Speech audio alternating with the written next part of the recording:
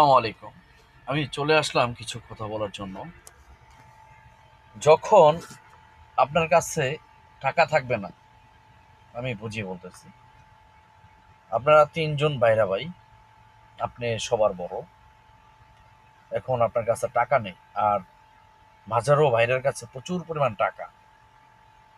তখন শ্বশুরবাড়ির আত্মীয়স্বজন আপনাকে ডাকবে না, বড় জামাইকে ডাকবে না, ডাকবে কাকে জানেন?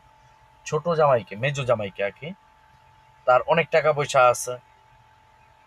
তার আবার যখন সেজু আসবে, সেজু বোনকে বিয়ে দিবে, সেজু মেয়ে তার হলো বিয়া, তখনও বড় জামাইকে ডাকবে না, গেল। আর কখনো যদি আপনি কোটিপতি হয়ে যান বাই চান্স, আর ওই দুই ছোট মানে ৩ জামাই থাইকা বড় জামাই আপনি আপনার কদরই বেশি বেড়ে যাবে। এটা আমার কথা না, এটা অনেক সময় অনেক শ্বশুর শাশুড়ি করে ফেলে। যেমন কালকে একটা জিনিস দেখছি আমি, মানে এটাই আমি অভিজ্ঞতা পাইলাম আর কি। এরকম হয়ে যায়, মেজু জামাইয়ের টাকা বেশি, বড় জামাইয়ের টাকা নাই, বড় জামাইকে চিনে না।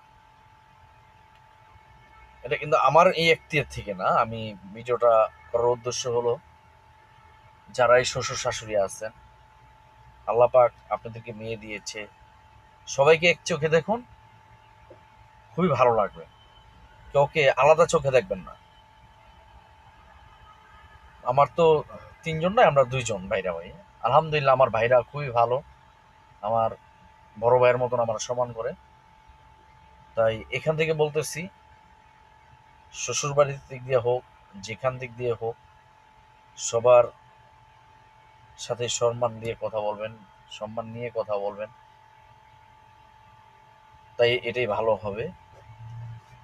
আমি আমার শ্বশুরবাড়ির লোকদের সম্মান যে করি না তা না, আমিও করি।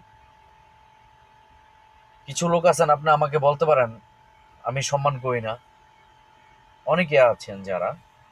তাই বিশেষ করে সবার সাথে তাল মিলিয়ে চলতে হবে।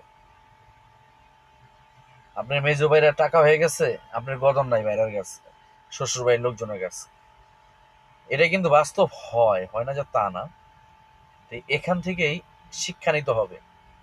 যদি শ্বশুর বাড়ির লোকজনরা টাকা বেশি দেখাইতে পারেন, তাহলে ভালো থাকবেন। শ্বশুরবাড়ির লোকজনের কাছে টাকা দেখাইতে পারবেন না, তাহলে খারাপ থাকবেন। আমি আমি এই গাড়িটা চালাই, আমার টাকা পয়সা কম আছে, তাই যে আমার